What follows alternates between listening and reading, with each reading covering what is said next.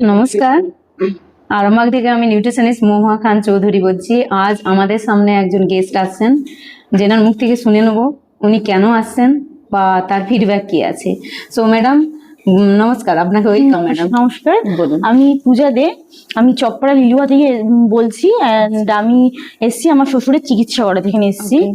তার আগে বলি যে আমার শ্বশুর এখানে শ্বশুরকে চিকিৎসা করানোর কারণ হচ্ছে যে আমার এখানে মাসি শাশুড়ি আগে এখানে ট্রিটমেন্ট নিয়েছে। আচ্ছা, তো তার থ্রুতেই আর কি আমার এখানে আসা। যে মাসি শাশুড়ির অবস্থা খুবই খারাপ ছিল, খুবই খারাপ, মানে আমি নিজের চোখে দেখেছি যার কন্ডিশন ছিল।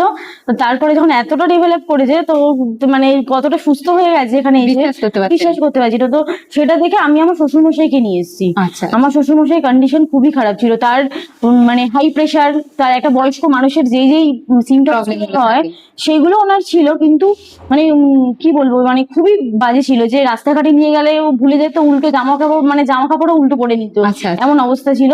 তো তাকে এখানে নিয়ে এসে ট্রিটমেন্ট দেওয়াতে উনি একদম সুস্থ হয়েছে। তারপরে ওনার কিছু কিছু যেগুলো ঠিক হয়েছে, সেটা হচ্ছে ওনার পায়ের ব্যথা।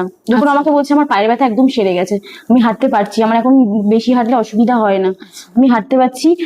আর ওনার নিচে বসে খাওয়া, যেটাকে আমি কোনোদিন বিয়ে 10 বছর হয়ে গেছে আমি দেখিনি, তো উনি এখন নিচে বসে সুস্থভাবে খায়। আচ্ছা। তো আগে বসতে পারতেন? একদমই নিচে বসতেই পারতো না, ওনার এত হেভি ওয়েট ছিল, উনি নিচে বসতেই পারতো না। তো ওনার শরীর এখন অনেকটাই সুস্থ আছে। তো উনি সুস্থ হয়ে যাওয়ার পর আমি আমার মাকে এখানে নিয়ে এসেছি ট্রিটমেন্ট করবো, কারণ আমি দেখেছি, নিজের চোখে দেখেছি যে আমার শ্বশুর কিভাবে সুস্থ হয়েছে। সেই জন্য আমার মাকে আমি এখানে নিয়ে এসেছি, আমার মাও এখানে সুস্থ হয়। আমার মায়ের সমস্যা হচ্ছে লিভারের প্রবলেম। তো মানে খায় না, ঘুমায় না, মানে খুবই খারাপ আমার মায়ের অবস্থা। আজকেই ফার্স্ট টাইম আসছি ট্রিটমেন্ট করাতে। তো আমি আশা করবো যে আমার মা এখানে ভালো হয়ে যাবে, এই আশাতেই নিয়ে এসেছি। আর এখানে ভালো হতেই হবে, কারণ আমি আমার শ্বশুরকে দেখেছি যে আমার শ্বশুর ভালো হয়ে গেছে, সেখানে আমার মাও ভালো হবে। একটু আসতে হবে এখানেতে ট্রিটমেন্টটা নেওয়ার জন্য আর কি। একদম। তো ফ্রেন্ড, আমরা আজ বুঝলাম যে এই ম্যাডামের কথা শুনে যে ওনার শ্বশুরের যেই প্রবলেমটা ছিল, অনেকেই তো আমরা সাধারণ থাকি, কি দেখা যায় যে অনেকেই মানুষ বসতে পারে না, মানে বসে গেলেও আবার উঠতে পারে না। এই প্রবলেমগুলো আমরা বেসিক্যালি দেখে থাকি।